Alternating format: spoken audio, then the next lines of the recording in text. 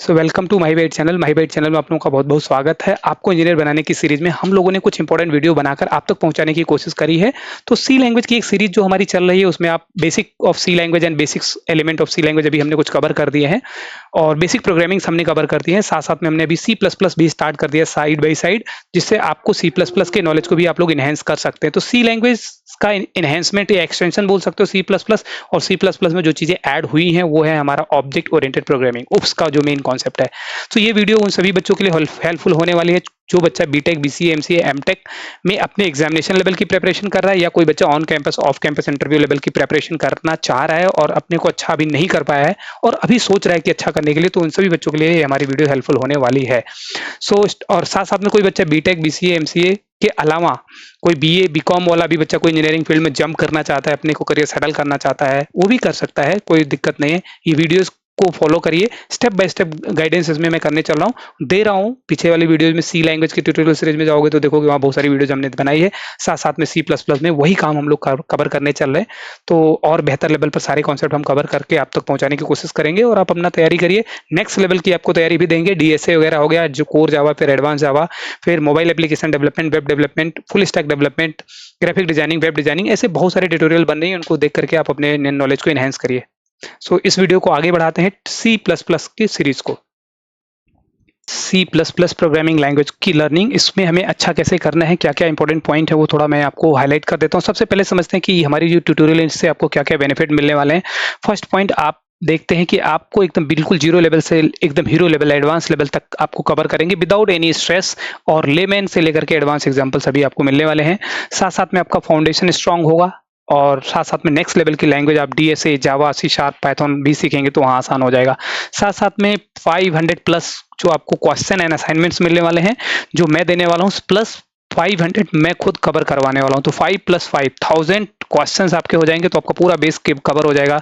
Plus आपको 100+ test series मिलने वाली है और 2 प्रोजेक्ट आपको लाइव जूम के साथ लास्ट मोमेंट में आपको कवर करने वाला हूं, जब हमारा ये ट्यूटोरियल सीरीज थोड़ा आगे बढ़ जाए। और फिर मैं एक पूरा बैच बना करके उसमें सभी बच्चों को वीकेंड यानी सैटरडे संडे में 2 इंपॉर्टेंट प्रोजेक्ट्स हम लोग कवर करेंगे। आगे बढ़ते हैं। थोड़ा सा ये तो हो गया कि हमें क्या क्या बेनिफिट मिलने वाले हैं हमारी ट्यूटोरियल सीरीज से। नेक्स्ट पॉइंट है, डिस्कस करते हैं सिलेबस पॉइंट ऑफ व्यू से क्या क्या हम कवर करने चल रहे हैं। तो पहला पॉइंट आपको introduction of C plus plus आज हम कवर करेंगे, आज ही कवर कर देंगे। और साथ साथ में उसके बाद हम आपको कवर करेंगे basics of C plus plus, जो कि ऑलरेडी हमने ये सी लैंग्वेज की ट्यूटोरियल सीरीज में आप अगर जाएंगे तो आपको वहां पर ऑलरेडी ये सारी चीजें हमने कवर कर रखा है। और आगे चलते हैं। अगर हम बात करते हैं तो ये basics of C plus plus हो गया, फिर ऑपरेटर्स हो गए, फिर उसके बाद जो है हमारा कंट्रोल फ्लो हो गया, जिसमें कंट्रोल फ्लो के बाद आप देख रहे होंगे फंक्शन हो गया, array, string, pointer, dynamic memory allocation, structure, object oriented programming, OOPs, inheritance, polymorphism, file handling, exception handling, template, standard template library, advance topic और plus modern C plus plus के कुछ इंपॉर्टेंट फीचर्स, और फिर last में project. And उसके बाद आपको next level पर हम रेडी कर देंगे जो डीएसए, बहुत ही स्ट्रॉन्ग लेवल का डीएसए में कवर करता हूं, तो ये डीएसए भी हम कवर करेंगे। आगे बढ़ते हैं। ये तो हो गया सिलेबस। उसके बाद अब आपको हम लोग आ जाते हैं यहाँ पर सीधा। सबसे पहले डिस्कस करते हैं कि कंप्यूटर के बारे में। तो कंप्यूटर जनरली 2 पार्ट से ऑपरेट होता है, एक पहला सेक्शन हार्डवेयर और दूसरा सेक्शन सॉफ्टवेयर है। तो इसकी एक ट्यूटोरियल सीरीज हमने जो सी लैंग्वेज की ऑलरेडी बनाया हुआ है, उसमें मैंने इसकी पूरी वीडियो बना करके ऑलरेडी दे रखा है। आप यूट्यूब पर जाइए, माई बाइट नाम का एक यूट्यूब चैनल है, उसमें लर्न सी लैंग्वेज की एक प्लेलिस्ट है, उसको जाकर के आप पढ़िए, देखिए वहां पर आपको ये सारी चीजें गाइड कर दिया है मैंने। देखिए यहाँ पर मैंने आपको थोड़ा आइडियाज दे देता हूँ। देखो हार्डवेयर के अंदर आप देखोगे टाइप ऑफ हार्डवेयर हो गए, फिर यहाँ पर इनपुट डिवाइसेस, फिर आउटपुट डिवाइसेस, फिर मेमोरी, फिर सीपीयू, फिर उसके बाद मदरबोर्ड कैसे काम करता है, हाउ डज कंप्यूटर वर्क, पूरा कंप्यूटर कैसे काम करता है, इसका भी पूरा गाइडेंस उस प्रीवियस वीडियो में आप सी लैंग्वेज वाली ट्यूटोरियल प्लेलिस्ट में जाओगे तो आपको मिल जाएगा और वहां से आप कवर कर लीजिए। दोबारा इसको पढ़ाने की जरूरत में टाइम वेस्ट थोड़ा करना नहीं चाह रहा। फिर साथ साथ में आपका सॉफ्टवेयर लेवल का, अब सॉफ्टवेयर में क्या क्या इंफॉर्मेशन है आपको देखो, तो सॉफ्टवेयर में type of software, system software and application software अगर आप देखेंगे, फिर उसके बाद जो है इसकी पूरी डिटेल्ड सॉफ्टवेयर कैसे काम करते हैं, सॉफ्टवेयर में कोडिंग का क्या रिलेशन, ये सब हमने अच्छे से गाइड करा, वहां जाइए और लर्न करिए। इसी तरीके का एक कॉन्सेप्ट है वाई प्रोग्रामिंग। प्रोग्रामिंग क्यों सीखते हैं हम लोग? तो प्रोग्रामिंग सीखने का 2 रीजन है। एक पहला रीजन है कि हमें we need to develop and deliver software application, and दूसरा रीजन कंप्यूटर को समझाने के लिए। कंप्यूटर बाइनरी लैंग्वेज समझता है और हम जो प्रोग्राम लिखते हैं वो बाइनरी में कन्वर्ट होता है। खाली प्रोग्राम ही बाइनरी में कन्वर्ट होता है, तो हर लैंग्वेज का अपना ट्रांसलेटर होता है। हमारे प्रोग्राम को ट्रांसलेटर प्रोग्रामिंग में बाइनरी में ट्रांसलेट करता है और फिर कंप्यूटर समझता है। और ये वीडियो भी इसी ट्यूटोरियल प्लेलिस्ट में जाइए, यहाँ इसका भी डिटेल गाइडेंस वहाँ दे रखा है, वहाँ से कवर करिए। साथ साथ में आते हैं अब रोड मैप पर। फुल स्टैक डेवलपमेंट का जो एक सॉफ्टवेयर इंजीनियर अगर हमें बनना है तो आज के टाइम का सबसे ट्रेंडिंग जॉब ये है full stack developer. Full stack developer में क्या क्या इंपॉर्टेंट फेस है जिनको आपको कवर करना चाहिए। तो पहला इंपॉर्टेंट सेक्शन है जो आपको फ्रंट एंड डिजाइनिंग या वेब डिजाइनिंग या यूआई डिजाइन बोलते हैं, कुछ लोग यूएक्स डिजाइन भी बोलते हैं। तो यूएक्स डिजाइन मोबाइल एप्लीकेशन वगैरह में जनरली यूज हो रहा होता है। तो पहले आपको तो फ्रंट एंड सीखना है, फिर दूसरा आपको डेटाबेस सीखना है। डेटाबेस के अंदर आप माई एसक्यूएल ले सकते हैं या एसक्यूएल सर्वर ले सकते हैं साथ साथ में। और इनके अंदर जो लैंग्वेजेस हैं, ये तो डेटाबेस सॉफ्टवेयर हो गए, और इसके अंदर जो लैंग्वेज है एसक्यूएल और नो एसक्यूएल, मोंगो भी ले सकते हैं सीखने के लिए। और उसके बाद जो पहला तो आपको समझ में आ गया कि फ्रंट एंड, दूसरा आपको डेटाबेस, और तीसरा जो है आपका आ गया बैकएंड। बैकएंड में आपको कोई भी एक language, Java language, dot net language, Python, इनमें से कोई एक लैंग्वेज आपको लेना होता है, वो आप ले सकते हैं। और तीसरा आपको एआई, जनरेटिव एआई आज के टाइम में यूज करने आना चाहिए, चैट जीपीटी के साथ, डीपसीक के साथ, क्योंकि we can reduce effort up to 60% using AI. हम अपना मेहनत कितना रिड्यूस कर सकते हैं? 60%। जो अभी हम 100% मेहनत कर रहे हैं, 100% मेहनत कर रहे हैं, उसका 60% हम लोग रिड्यूस कर सकते हैं। हमें 40% ही काम करने की जरूरत है। किसकी हेल्प से? एआई की हेल्प से।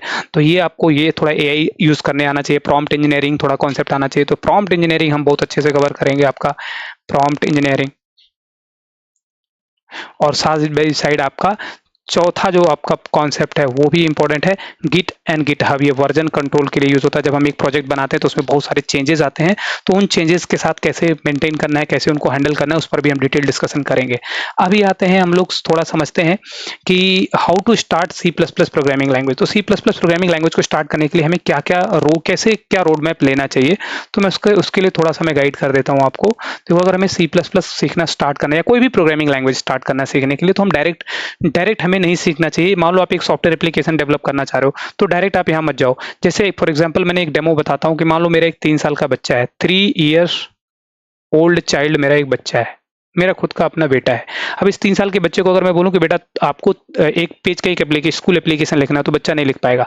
तो हम क्या करेंगे, हम चाहेंगे कि बच्चा अगर आज नहीं कर सकता तो फ्यूचर में कर पाए। तो फ्यूचर में अगर कर सके उसके लिए हम पहले उसका जीरो लेवल तैयार करेंगे। पहले उसको अल्फाबेट सिखाएंगे, डिजिट सिखाएंगे, स्पेशल कैरेक्टर सिखाएंगे, जिससे बच्चा ये सीख जाएगा। फिर हम इसको वर्ड बनाना सिखाएंगे, वर्ड बनाना सीख जाएगा बच्चा, तो फिर हम सेंटेंसेस बनाना, ये प्लेलिस्ट में इसकी बात कर रहा हूँ। और फिर ये सेंटेंसेस बनाना सीख जाएगा, सेंटेंसेस से बच्चा पैराग्राफ बनाना सीख जाएगा, और फिर एक एप्लीकेशन लिख सकता है। तो मतलब बच्चे ने कहाँ से शुरू किया? जीरो लेवल से, और फिर कहाँ पहुंच गया? टॉप लेवल पर। इसी तरीके का सॉफ्टवेयर इंजीनियरिंग भी है। अगर आप सॉफ्टवेयर एप्लीकेशन डेवलप करना चाहते हो तो बच्चे क्या करते हैं? डायरेक्ट प्रोग्राम लिखना कोशिश करते हैं, तो नहीं कर पाओगे आप।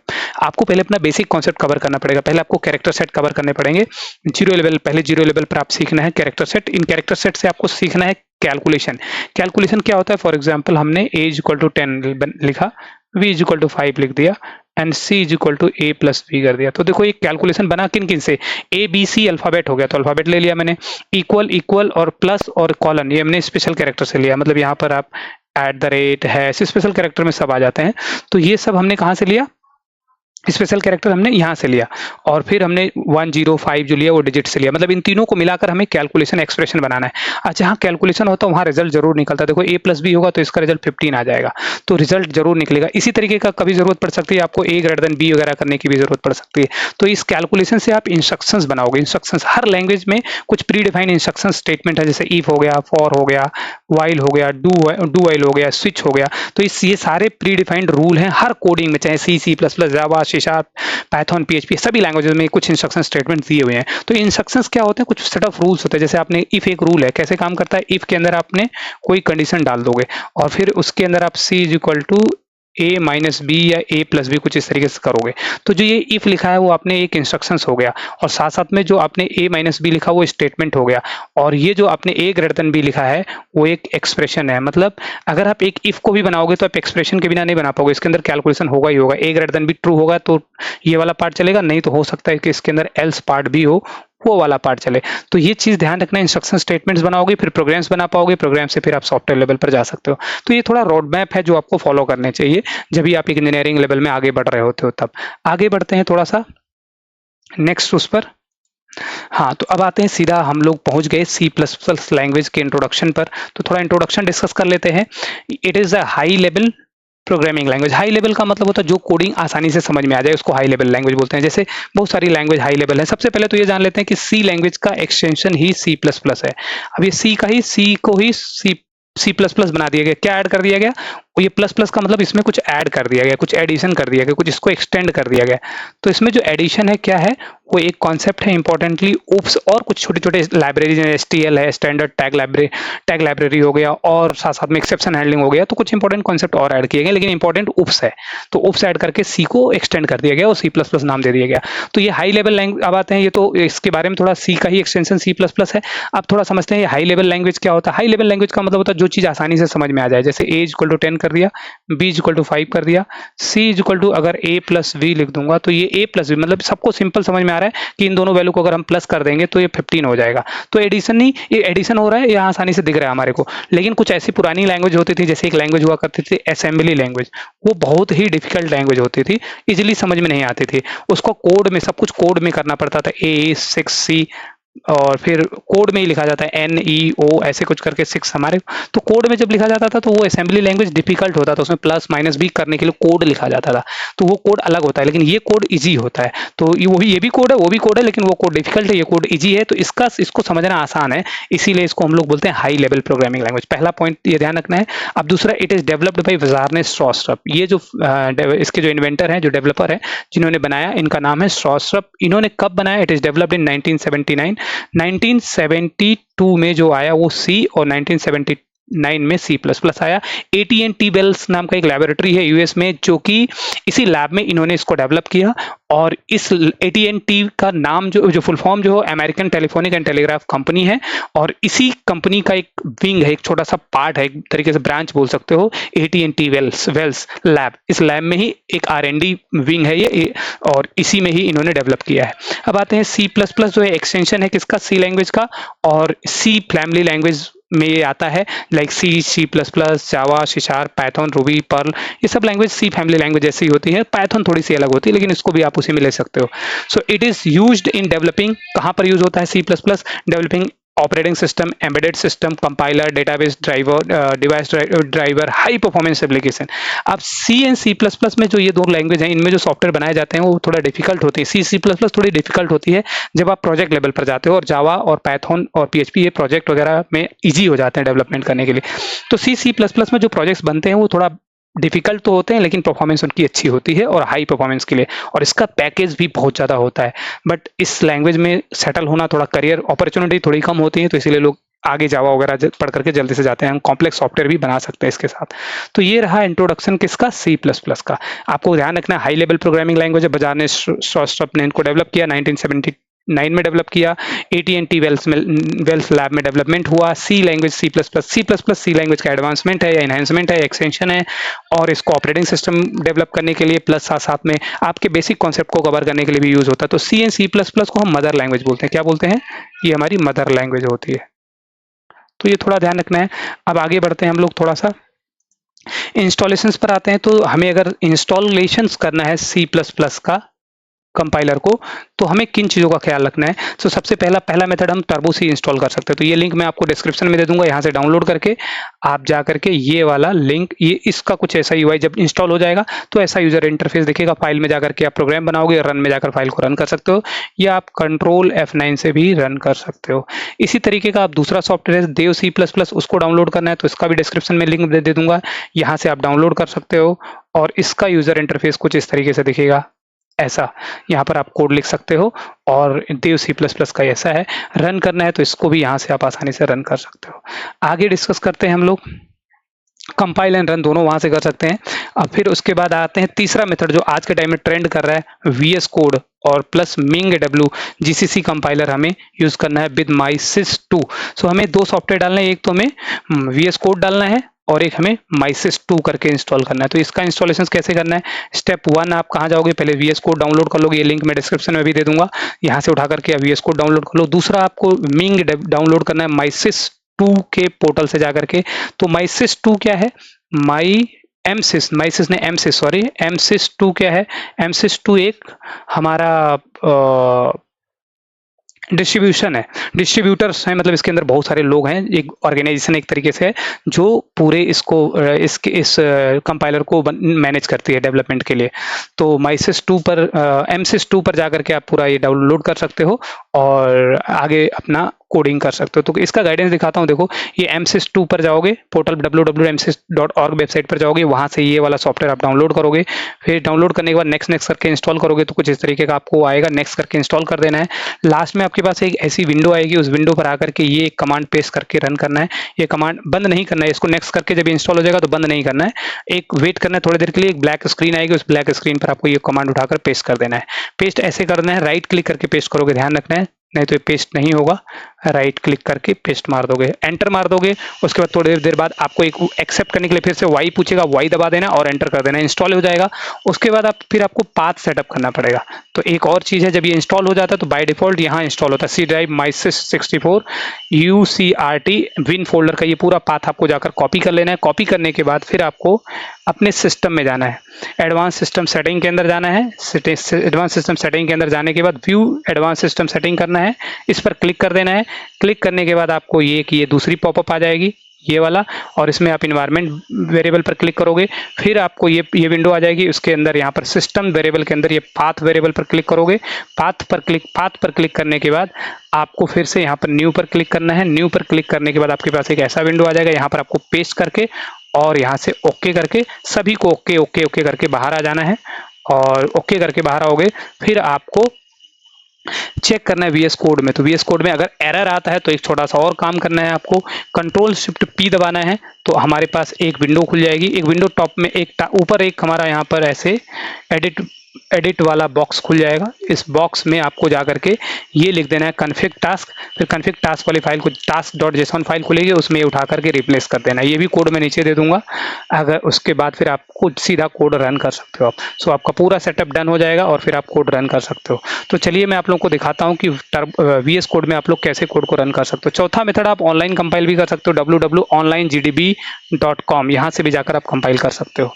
तो अभी मैं आपको गाइड कर देता हूँ कि कैसे आप कोड को कंपाइल कर सकते हो, कैसे कोड बना सकते हो। तो आ जाते हैं, पहले समझ लेते हैं। अच्छा, इससे एक छोटा सा और एक पॉइंट ध्यान लेना है। अभी ये तो मैंने आपको बेसिक आइडिया दे ही दिया था। आपको 13 ऐसे इंपॉर्टेंट पॉइंट्स हैं जो कि कवर करने हैं। Basics element of C++ program, C language या C++ प्रोग्राम के एलिमेंट्स की अगर बात करूं तो ये थर्ड देखोगे यहाँ पर एक लाइन बनाया है, बेसिक्स ऑफ C++ प्रोग्राम और एलिमेंट ऑफ C++ प्रोग्राम। तो इसके कितने ऐसे इंपॉर्टेंट पॉइंट है? 13 ऐसे इंपॉर्टेंट पॉइंट है जो आपको ध्यान रखना है। यहाँ ऊपर देखिए, पहला कैरेक्टर सेट, फिर एक्सप्रेशन, कैलकुलेशन, फिर ऑपरेंड्स, फिर ऑपरेटर, फिर variable, data types, keywords, identifier, lines, new lines कैसे इसको बोलते हैं, या एस्केप सीक्वेंस बोलते हैं, हेडर फाइल्स, इनपुट आउटपुट, फिर प्रोग्राम स्ट्रक्चर। अगर ये सारी चीज़ें आपने नहीं कवर किया है तो आपका बेसिक नहीं कवर होगा, और अगर आपका बेसिक कवर नहीं करोगे तो आप एडवांस लेवल पर नहीं जा पाओगे। और ये सब कवर करने के लिए आपको फिर से माही बाइट नाम के यूट्यूब चैनल पर जाइए। माही बाइट्स नाम का एक यूट्यूब चैनल है, उसमें सी लैंग्वेज का एक प्लेलिस्ट है, उस प्लेलिस्ट में जाइए। ये सभी कॉन्सेप्ट मैंने वहाँ पर कवर करा है और इनको वहाँ से 1 बाय 1 कवर करके बहुत अच्छे लेवल पर एक एक करके एक्सप्लेन किया, वहाँ से कवर कर लीजिए। और बाकी ये सारी चीज़ें मैंने यहाँ पर आपको आइडिया दे देता हूँ, देखो सारे कॉन्सेप्ट, बट ये आपको यहाँ मैं दोबारा नहीं बता रहा हूँ, आपको सी लैंग्वेज की ट्यूटोरियल सीरीज में कवर कर लीजिए वहाँ जाकर के। बाकी जो छोटे मोटे डिफरेंसेस होंगे C++ में मैं वो आप लोगों को गाइड कर दूंगा।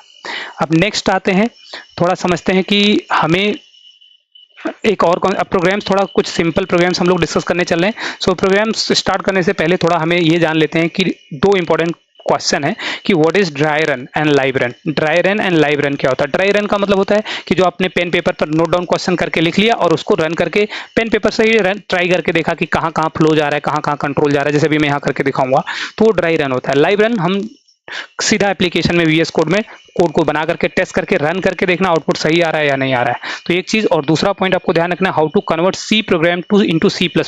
तो ये दोनों ही अभी हम काम करने चल रहे हैं, समझते हैं। तो एक क्वेश्चन ले लिया पहले हमने, समझ लो कि write a program input 2 numbers and find the सम।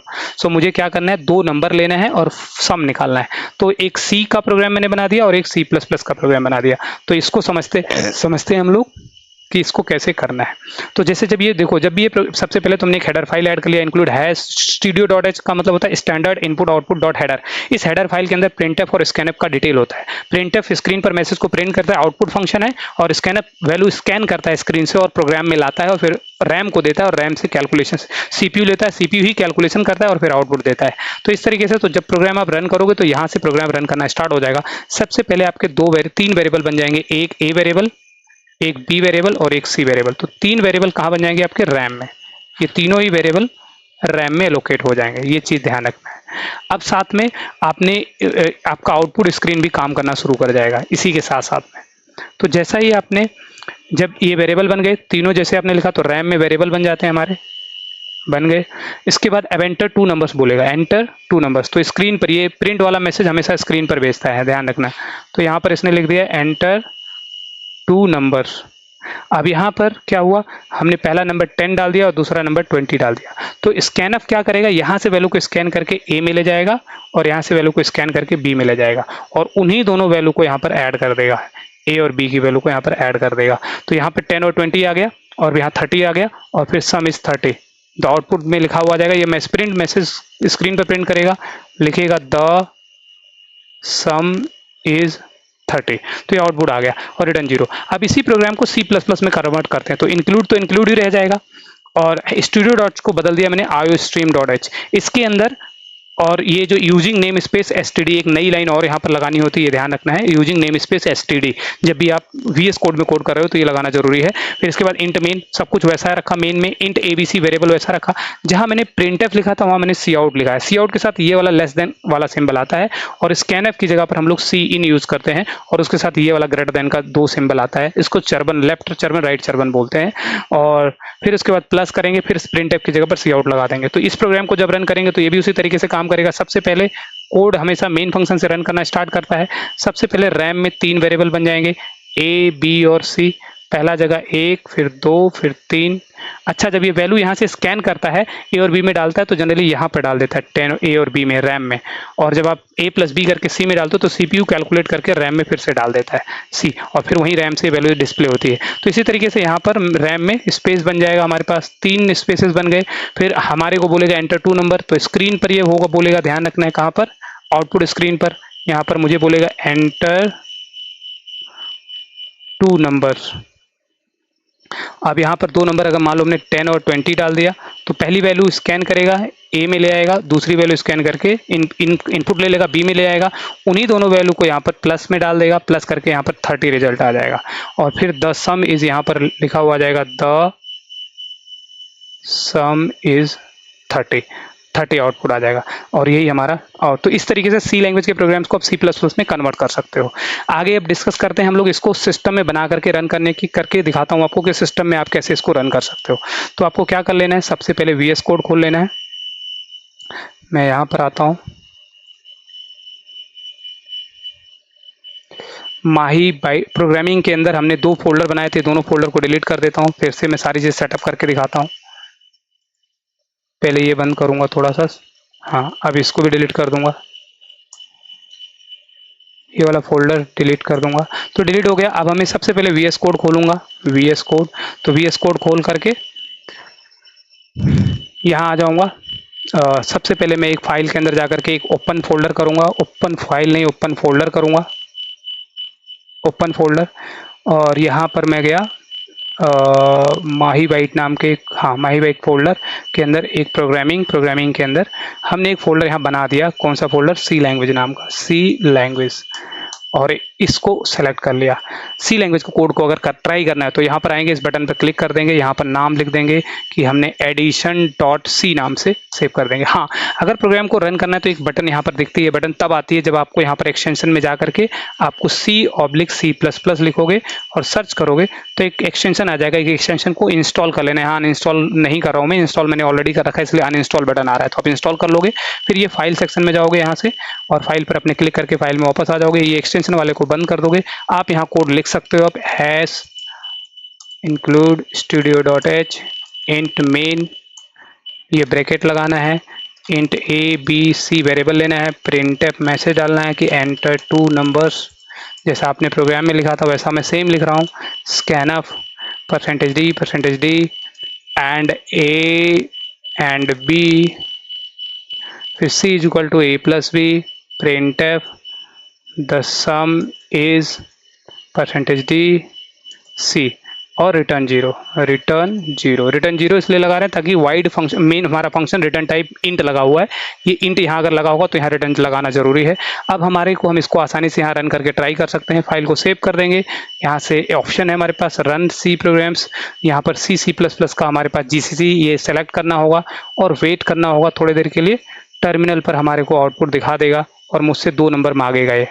तो ये देखो कभी कभी डिबग कंसोल स्क्रीन पर चला जाता है तो वापस आपको टर्मिनल पर आना होगा। यहाँ पर आपको 2 नंबर डालना है, पहला 10 और दूसरा 20, तो आपका रिजल्ट सम 30 आ गया। तो इसी प्रोग्राम को आप समझते हैं, कॉपी कर लेते हैं सी प्लस प्लस में कैसे कन्वर्ट करना है। कहाँ जाओगे आप, तो ये क्या हुआ, सबसे पहले वेरिएबल बना एंटर 2 नंबर्स, ये स्क्रीन पर ऐसा मैसेज आ जाएगा लिखने से। स्कैनअप क्या करेगा, ये जो दोनों वैल्यू मैं यहाँ डालूंगा उसको इस प्रोग्राम में लेकर के चला जाएगा। स्कैन यहाँ से वैल्यू को स्कैन करता है इस काली वाली स्क्रीन से यहाँ से, और ए और बी में ले जाकर डाल देता है, और फिर उन दोनों को प्लस करके फिर प्रिंटअप वापस जो मैसेज आप लिखोगे वो मैसेज यहाँ पर डिस्प्ले करेगा, साथ साथ में उसकी वैल्यू भी, और फिर हमारा ये प्रोग्राम कंप्लीट हो गया। इसी प्रोग्राम को सी प्लस प्लस में कैसे कन्वर्ट करना है, फाइल में जाएंगे, ओपन फोल्डर करेंगे, एक नया फोल्डर बना लेते हैं सी प्लस प्लस लैंग्वेज के लिए, और इस फोल्डर को सेलेक्ट कर लेते हैं। इस फोल्डर को सिलेक्ट करने के बाद यहाँ पर भी आते हैं, यहाँ पर फाइल का नाम दिया है addition dot C plus plus CPP, C language की फाइल को डॉट सी से सेव किया था, इसको डॉट सीपीपी से सेव करेंगे। और यहाँ पर उस प्रोग्राम को मैं उठा करके मैंने अभी फिलहाल के लिए पेस्ट कर दिया, जो कॉपी किया था। मैं आपको आइडिया दे रहा हूँ कैसे आप कन्वर्ट करोगे। तो यहाँ पर आप लिख दोगे आयो स्ट्रीम, और यहाँ पर एक और लाइन लगा दोगे यूजिंग नेम स्पेस एसटीडी, ये लगाना जरूरी है। इसके बाद आप यहाँ पर प्रिंटएफ की जगह पर बदल दोगे, आप लिख दोगे सी आउट, और सी आउट में ये ब्रैकेट नहीं होता है, खाली बस वही लेस देन वाला सिंबल ही होता है। सी लैंग्वेज थोड़ा एडवांस पार्ट है सी प्लस प्लस का, तो आपको ये सब इतना लगाने की ज़रूरत नहीं है, सिंपल सा ए और बी लगा दो बस। तो c in a b a plus b हो जाएगा। फिर यहाँ पर हम मैसेज में जाएंगे, सी आउट कर देंगे, और यहाँ पर इसकी वैल्यू को डिस्प्ले कर देंगे हम लोग, यहाँ से आउटपुट कर देंगे सी की वैल्यू को, बस सेव करेंगे। सेव करने के बाद हो सकता है ये थोड़ा प्रॉब्लम करे, तो प्रॉब्लम को कैसे सॉल्व करना है वो भी डिस्कस करते हैं। यहाँ पर रन पर क्लिक करेंगे और जीसीसी कंपाइलर पर क्लिक करेंगे, तो ये टर्मिनल पर जाएंगे, फिर से रन करेंगे, यहाँ से कोशिश करते हैं। तो हाँ, तो ये इस तरीके का भी एरर दे रहा है, देखो तो ये हमारे को एक प्रॉब्लम कर रहा है। अगर मैं रन कर रहा हूँ तो हमारे को एक प्रॉब्लम जनरेट कर रहा है, तो इसको बंद करके फिर से रन करने की कोशिश करेंगे, फिर भी एरर दे रहा है। तो इस एरर को हैंडल कैसे करना है, यहाँ पर जाएंगे, गाइड कर देता हूँ। देखो आपको कंट्रोल शिफ्ट पी दबाना है, सॉरी, तो आप कंट्रोल और शिफ्ट पी दबा देंगे तो एक ये आ जाएगा। यहाँ पर आप लिखेंगे कॉन्फ़िगर टास्क पर क्लिक करेंगे, और कॉन्फ़िगर टास्क में क्लिक करने के बाद आपको यहाँ से जो लेना है सी प्लस प्लस ये वाला पहले वाला एक्ट, इस पर क्लिक कर देना है। तो एक टास्क नाम की एक फाइल बन करके यहाँ आ जाएगी आपके प्रोजेक्ट में, और उस प्रोजेक्ट में जाओगे तो वहाँ से ये वाला टास्क और जो भी मैं कोड आपको दे दूंगा डिस्क्रिप्शन में, ये कॉपी करके वहाँ पेस्ट कर देना, फिर आपका ये प्रोग्राम्स का एरर रिजॉल्व हो जाएगा।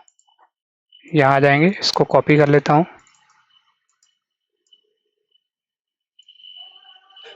और इसको इसमें उठा करके पेस्ट कर देता हूँ, इस फाइल को रिप्लेस कर देता हूँ, task.json फाइल को। अच्छा, इसमें एक छोटा सा कुछ चीज़ें गलत डल गई, तो इसको भी मैं कॉपी कर लेता हूँ, इसको भी रिप्लेस करूँगा, कंट्रोल एच करके रिप्लेस कर दे रहा हूँ मैं, और इसको ब्लैंक से। तो यहाँ पर एक ऑप्शन है रिप्लेस ऑल, हट जाएगा। बाकी इस फाइल को सेव कर दूंगा और फिर से इसको बंद कर दूंगा, फिर से आऊँगा, दोबारा ट्राई करूँगा रन करने के लिए। तो अब हमारा कंपाइलर चल गया है, देखो यहाँ आ गया। टर्मिनल पर आएंगे, नंबर डालेंगे 10 और 20 और हमें आउटपुट दे देगा। तो इस तरीके से आप रन कर सकते हो सी प्लस प्लस के प्रोग्राम्स को। मिलते हैं नेक्स्ट, आगे बढ़ाते हैं नेक्स्ट वीडियो में, जहाँ पर हमें इसी प्रोग्रामिंग कॉन्सेप्ट को और आगे बढ़ाता हूँ।